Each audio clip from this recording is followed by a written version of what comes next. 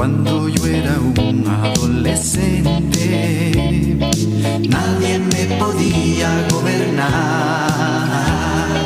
Siempre me ordenaban tantas cosas, yo quería hacer mi voluntad. Todo parecía un tormento cuando me llamaban para hablar. No quería oír ningún consejo hasta que por fin oí tu voz. Todo lo que tú quieras yo lo haré, porque la vida no me pertenece. No vivo yo, tú vives en mí. Caminaré y venceré. Todo lo que tú quieras yo lo haré,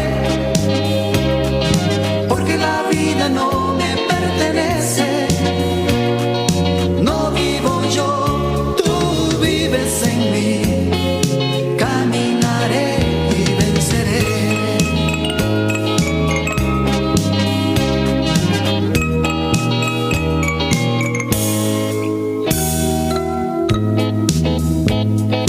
Antes de mi encuentro con Jesús, no creía que fuera tan real.